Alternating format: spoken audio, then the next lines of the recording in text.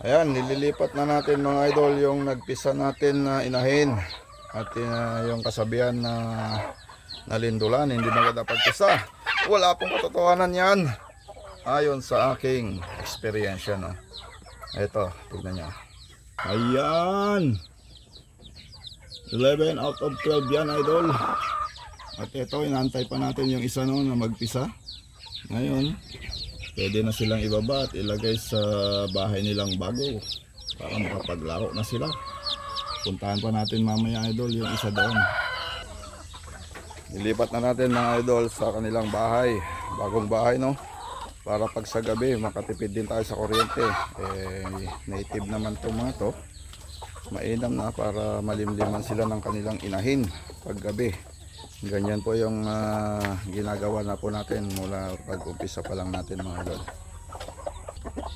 Ayan na sila, idol.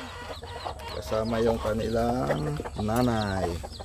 At nilagyan din natin no, yung tubig nila pag bagong baba para mainam sa kanilang katawan. Tubig na may konting asukal, yung brown, idol. Ayan, puntaan naman natin yung isa dito, idol, sa kabilang bangir. Ayan oh, nice.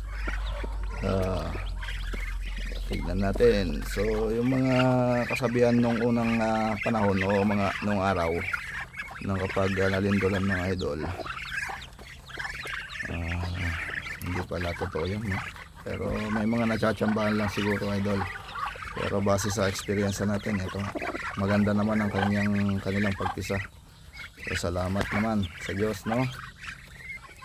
Ayan, bali 14 yung nilagay natin dito, idol. Tignan natin, ay 15 pala. Tignan natin kung napapisa niya tanan o lahat. Ayan.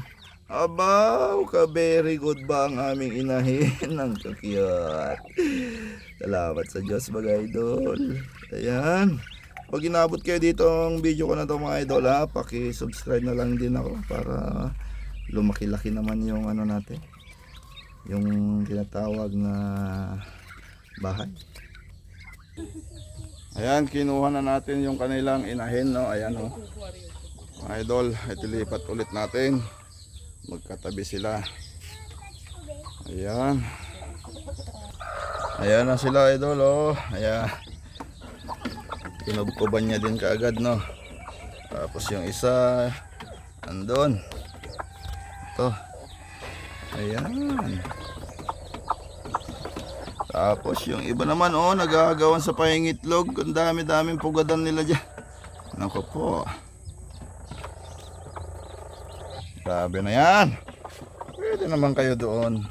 Maraming salamat, mga idol. Ayan, nagpaparami lang po tayo. Thank you.